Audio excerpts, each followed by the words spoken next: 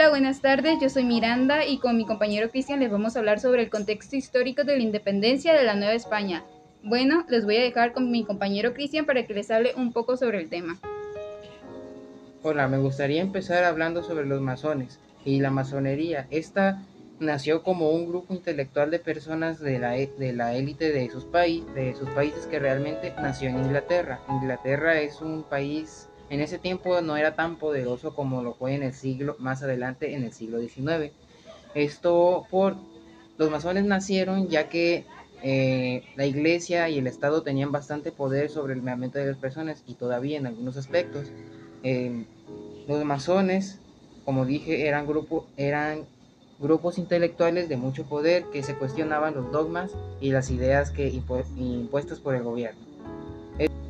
Estos grupos influenciaban mucho a la sociedad ya que muchos eran comerciantes, dueños de empresas, funcionarios públicos de alto rango y entre otros. Eh, la masonería llegó a América de mano de los ingleses. Primero llegó a Estados Unidos provocando la, provocando la independencia de América por un tema de impuestos, un poco de que querían expandirse y bueno, eso es un tema para otro día. Esto, esto fue como el auge de los masones ya que es uno de sus logros más grandes en esa época. Llegaron a América gracias a muchos grupos de poder, muchas personas del círculo religioso de alto poder, funcionarios públicos y entre otros. Bueno, um, el movimiento de independencia inició en 1910 y concluyó en 1821, pero primero me gustaría hablar sobre como dije, primero que me gustaría hablar sobre los dos bandos que se tomaron en esta guerra de independencia, el grupo conservador y el grupo liberal. Primero empezamos con el grupo conservador. El grupo conservador quería hacer de todo para que todo siguiera igual. O sea, que los indígenas tuvieran las repúblicas de indios, que siguiera el tributo, es todo eso. Bueno, estos se dividían en dos, en monarquía, que, que querían que hubiera un rey traído de Europa o España, y otros que querían un imperio, que querían un rey, pero que era de aquí, que supiera cómo está la cosa aquí y cómo se hacía. Y, y por otro lado tenemos la corriente liberal. Estos Estos venían los radicales que querían una república centralista muy pare, una república centralista muy parecida a lo que es una monarquía, porque pues todo el poder está en el centro, todos los gobernadores y los servidores públicos se eligen desde el centro y se mandan a diferentes partes del país. Los moderados son los republicanos federalistas y son los que después terminaron ganando. Lo, una república federal consiste en que los estados tienen sus propias leyes, sus propios gobernadores y pueden elegir sus propias leyes y sus propios gobernadores y sus propios funcionarios públicos.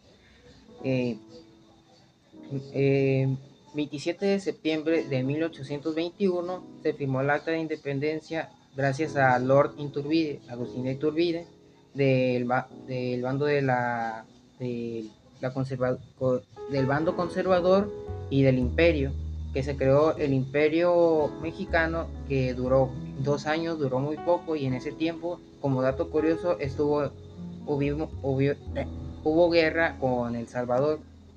Bueno, se disolvió porque Agustín Iturbide desconfiaba mucho del Congreso y ya que no le probaban muchas cosas que él creía eran buenas para el Estado mexicano. El Congreso, como si se había quedado sin trabajo, decidió recurrir a los masones, más específicamente a la masonería yorquina, que orquestaron un golpe de estado en contra de él. Los del golpe de estado Santa Ana, Guadalupe Victoria, entre otros. Esos dos son los más importantes. Con eso, aquí, como quien dice, aquí mi reporte, Joaquín. Algunas más de las razones por las que se hizo ese golpe de estado que acabó con en el primer imperio mexicano fue que después de 10 años de guerra interna, el país quedó hecho pedazos, su comercio estaba destruido y la verdad estaba pasando por problemas económicos y de que nadie reconocía la independencia de México. España la reconoció hasta 1836 y realmente en México hubo paz hasta la llegada de Porfirio Díaz. Bueno, se le podría llamar orden, no paz, o sea, había un viejito puño de hierro de por medio que impedía que todos se pelearan. Pero bueno, eso es historia para otro día. Bueno, todas estas causas hicieron que decidieran derrocar al Lord Iturbide. Lo derrocaron y lo desterraron a Cuba, lo que quedaba del Imperio Español. Bueno, ahora me gustaría platicarles sobre cosas que sucedieron en otras partes del mundo que influenciaron lo que les acabo de decir anteriormente. Ahora me gustaría hablarles sobre la Guerra de Independencia de España. Esta se originó porque España quería invadir Portugal, y le pidió ayuda a Francia, porque se estaba considerando como potencia armamentística y potencia militar, potencia bélica. Bueno, al final no lograron invadir Portugal, ni siquiera tocaron territorio de Portugal. El punto es que Francia sí mandó los soldados, pero mandó una gran cantidad y logró sitiar casi toda la península ibérica con el permiso de Fernando VII. Eh, lo, la, la península ibérica estaba sitiada sin violencia y cuando Fernando VII le pidió amablemente a Napoleón que se fuera de ahí, que retirara sus tropas, dijo que no. Así que lo tomó por sorpresa al rey de España, Napoleón. Así que se inició en 1807. Y duró bastantes años para expulsar a los franceses de la península ibérica. Perdieron uno que otro territorio más arriba de ahí, pero la verdad lo bueno es que siguen existiendo. Esto repercutió porque cuando lograron sitiar toda España, cuando ya hubo una guerra así violenta, sitiaron toda España y tomaron el poder del trono, tomaron el trono. Pues Napoleón puso a su hermano como dueño y señor de la corona española. Eso significaba que todos los territorios de la Nueva España, que eran de la corona española, ahora eran del hermano Napoleón. Por ende, Napoleón podía disponer de los recursos y del territorio de esas tierras. Esto no le gustó a muchos intelectuales de la Nueva España y mucho menos a los que dije anteriormente que eran masones. Por ejemplo, Miguel Hidalgo, y que estaban, por ejemplo, la conspiración de Querétaro, que eran parte de masones y que por un accidente se generó antes de tiempo, pero eso sería una historia para más tarde. El punto es que se vivió una gran inestabilidad en toda la corona española y sus colonias, sus territorios. Esto hizo que casi toda Hispanoamérica se le independizara, menos Cuba y uno que otro territorio. El último país hispano de la corona española en América en independizarse fue Cuba, que fue por allá del siglo XX.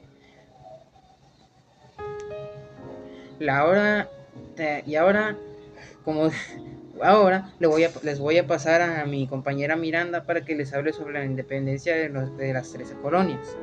Bueno, les voy a hablar sobre la independencia de las 13 colonias. Bueno, las 13 colonias desde el principio era un terreno que pues no había nada, solamente había lo que eran indios. Pues haz de cuenta que los ingleses llegó un pequeño grupo a ese terreno que está arriba de Nueva España. Después lo colonizaron y ahí se empezaron a hacer las 13 colonias. De ahí las 13 colonias no les gustaba cómo era el gobierno británico con ellos y se independizaron, y eso impulsó a la Nueva España para hacer también lo mismo. Entonces, ¿saben por qué pasaba eso? Porque haz de cuenta de que los británicos no dejaban el comercio y tampoco dejaban que se expandieran al este los que estaban ahí, que eran nativos, o sino que eran, sí, eran nativos, pero principalmente no les dejaban como esa libertad de expresión. Bueno, también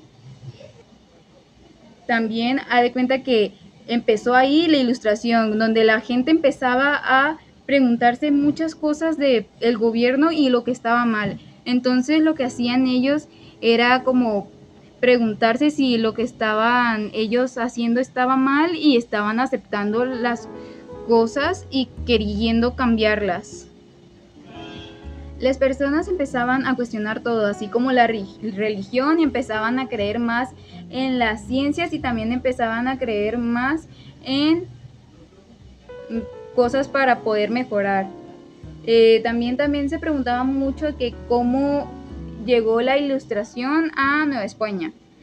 Bueno, la ilustración a Nueva España llegó gracias a los libros que estaban allí, y entonces los criollos, que eran personas que venían de España, pero haz de cuenta que nacieron aquí en México, no se mezclaron con los nativos de aquí, sino que venían de allá y aquí nacían.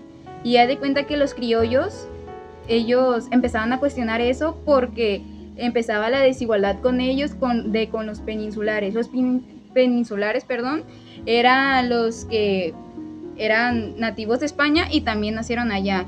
Cuando llegaron aquí a Nueva España, ellos empezaban como a tener más poder, y luego los criollos se molestaban por ello, porque ya que ellos también eran de ahí, pero nacieron aquí en Nueva España.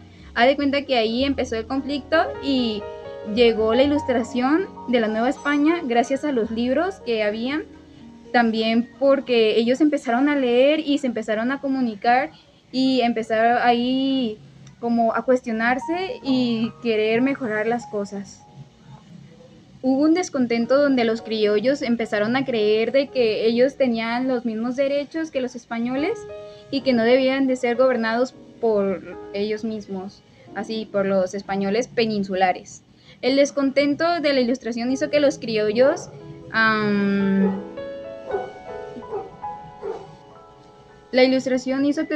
se dieran cuenta de la injusticia que había, donde ellos no tenían las mismas oportunidades que los demás españoles peninsulares.